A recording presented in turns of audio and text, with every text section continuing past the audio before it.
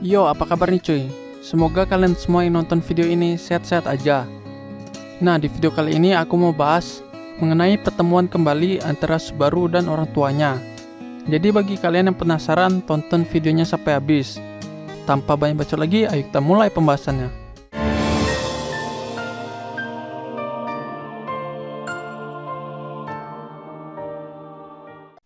Awal mulanya, pertemuan antara Subaru dan orang tuanya dikarenakan pengaruh sihir Echidna yang mengharuskan Subaru untuk menyelesaikan ujiannya, di mana Subaru harus bisa menghadapi masa lalunya.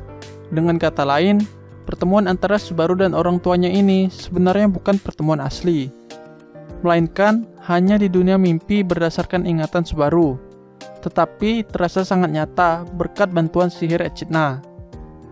Di sini ceritanya sangat menyentuh dan sampai membuatku terharu. Kenapa? Karena di sini dijelaskan kenapa Subaru menjadi seorang hikikomori dan net. Tentu saja dijelaskan juga rasa penyesalan yang ada dalam diri Subaru. Cerita dimulai ketika Subaru terbangun dari pingsannya.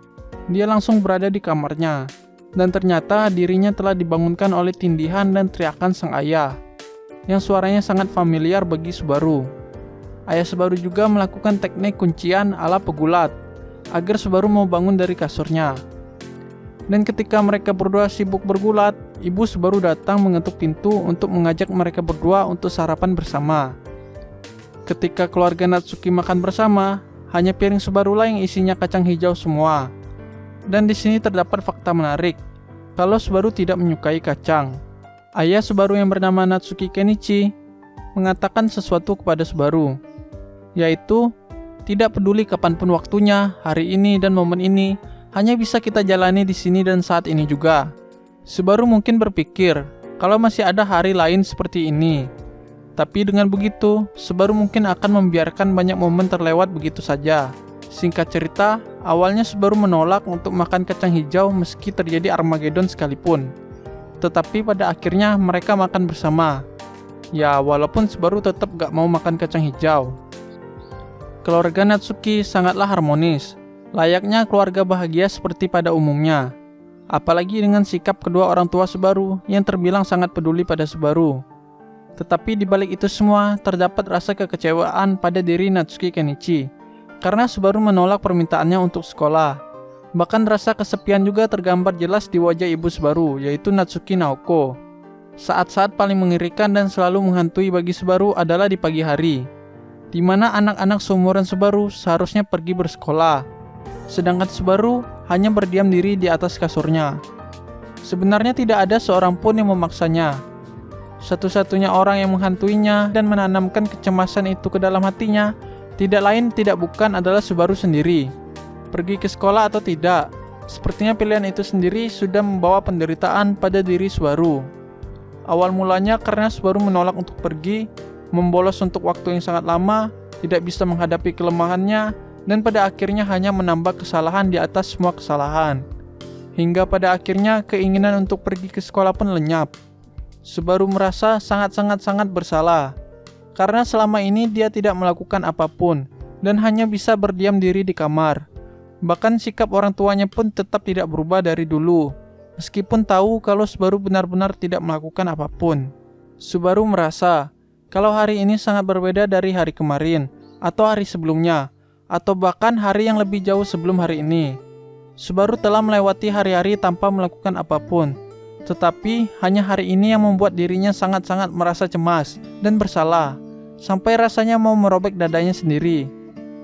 Dengan tiba-tiba ayah Subaru yaitu Natsuki Kenichi memasuki kamar Subaru dan mengajak Subaru untuk berbicara. Ayah Subaru pun memulai percakapan canggung dengan Subaru. Dan tentu saja ayah Subaru sangat mirip dengan anaknya, di mana dia seperti mengalihkan topik agar suasana tidak menjadi canggung. Di sini juga terdapat fakta menarik, kalau ayah Subaru lah yang mengajarkan kepada Subaru yang masih kecil untuk melakukan janji jari kelingking kepada seorang gadis. Dan tentu saja dengan naifnya Subaru mempercayai hal itu dan berjanji jari kelingking dengan semua gadis yang ia kenal, bahkan di berbagai tempat. Tujuan ayah Subaru datang ke kamar Subaru sebenarnya adalah untuk mengajak Subaru mengobrol di luar dan berbicara dari hati ke hati antara ayah dan anak. Di luar rumah, tepatnya pada saat di perjalanan, Subaru merasa khawatir kalau dirinya akan diseret menuju sekolahan. Tetapi gak seperti hal yang dipikirkan oleh Subaru. Ayah Subaru yaitu Natsuki Kenichi malah membawa Subaru ke tempat yang indah, yaitu di pinggir sungai. Waktu Subaru di luar rumah bersama ayahnya, banyak kejadian yang buat aku ketawa akibat ulah ayah Subaru. Mulai dari tukang roti yang nanyain apakah ayah Subaru dipecat, ayah Subaru yang bercanda kalau dia akan membuatkan Subaru adik, dan kesalahan ayah Subaru beserta temannya yang hampir tenggelam dan membuat sungai itu dipagari. Di dekat sungai tersebut, ayah Subaru bertemu lagi dengan paman yang menyelamatkan temannya yang hanyut di sungai dulu. Mereka pun saling mengobrol dengan gembira, sampai pada akhirnya paman itu bertanya sesuatu hal yang sangat ingin Subaru hindari, yaitu kenapa jam segini Subaru tidak sekolah. Subaru yang mendengarnya pun langsung mengucapkan terima kasih dan langsung lari meninggalkan mereka dengan rasa sakit di dada dan kepalanya. Cerita berlanjut di dekat mesin minuman. Ternyata ayah Subaru sangat mudah bergaul dengan orang lain. Selalu saja ada orang yang menyapanya dan berbicara tentang masa lalu mereka. Lalu ayah Subaru bertanya kepada Subaru, apakah ada gadis yang Subaru sukai? Sebenarnya pertanyaan ini sudah berulang kali ditanyakan kepada Subaru, tetapi Subaru selalu menghindarinya. Sampai pada akhirnya, Subaru merasa mendengar suara lonceng perak yang menghangatkan hati Subaru dan sedikit meringankan beban di kepalanya. Namun tidak ada siapa-siapa di sana, selain mereka berdua. Biasanya ayah Subaru selalu bertingkah idiot, tetapi entah kenapa kali ini dia bersikap berbeda. Pokoknya di sini banyak sekali perkataan ayah Subaru yang kalau kita baca bisa membuat kita terharu. Jadi aku nggak bisa sebutin semuanya.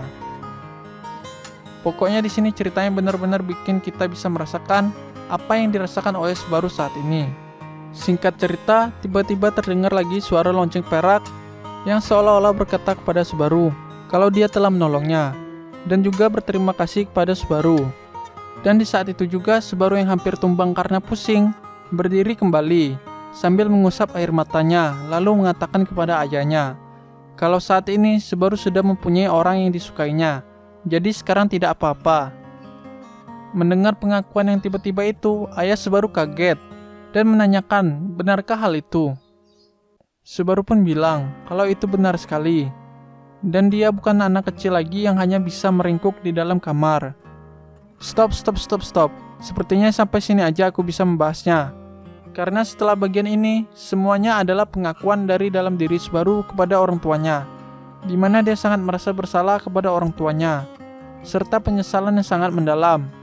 Pokoknya di sini Subaru mengeluarkan semua unek-uneknya yang tidak sempat dia sampaikan kepada orang tuanya, atau bisa dibilang masa lalu yang kelam dari Subaru. Nah, mungkin nanti akan kubuatkan videonya sendiri, biar lebih paham. Atau kalian bisa menunggu adegan ini di season keduanya nanti. Karena jujur, kalau aku ceritain sekarang mungkin feel yang kalian dapat dari baca novel atau nonton animenya nanti berbeda. Dan mungkin sekian dulu untuk pembahasannya dari aku. Jika ada yang salah atau ada yang mau ditanyakan silahkan berkomentar aja di bawah.